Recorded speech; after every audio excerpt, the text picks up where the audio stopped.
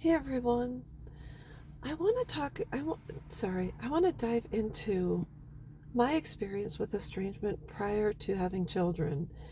And this is not one I cover very often because normally I just discuss my daughter's estrangement from me.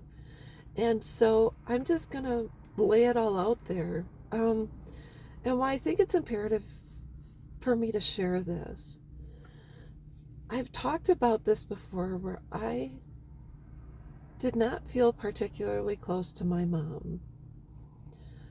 This is not a secret. Everyone in the family knows this. My my aunts and uncles, cousins, etc. They know. And the estrangement from my mom,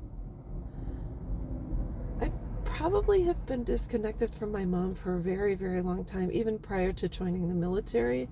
And so when I left for the military and I kind of ceased contact with my mom throughout the years, the one thing that would happen is that my mom's mom, my grandma Celia, I was very close with her and I had a very loving relationship with her, and she was a God-fearing woman, Catholic, and she was all about family.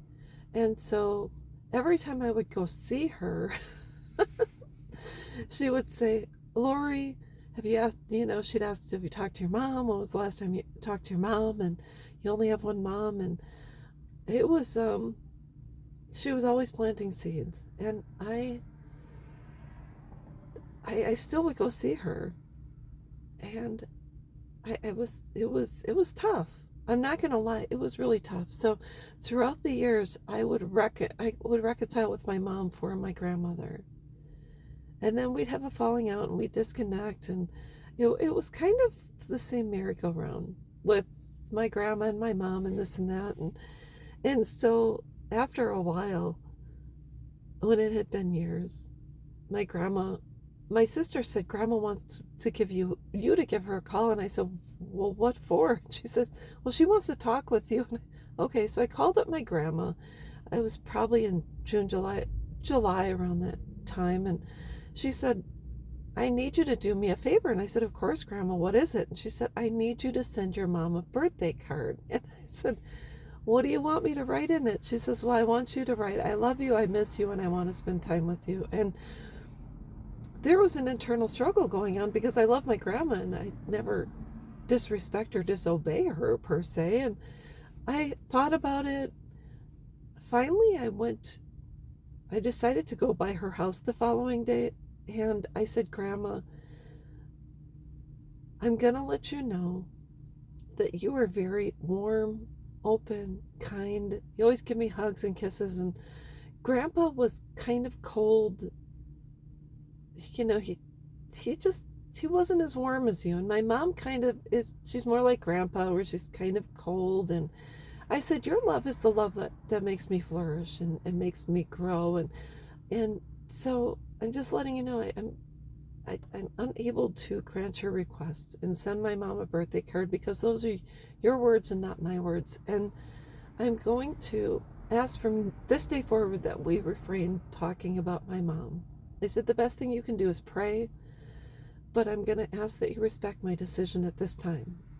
So, anyways, I wrote this down. I don't want anyone to guilt or shame my daughters into a relationship with me the same way I was guilted into a relationship with my mother. I finally told my grandmother, I know you mean well, but this is not a relationship I'm comfortable with at this point. I'm going to ask that you respect my decision and focus on us.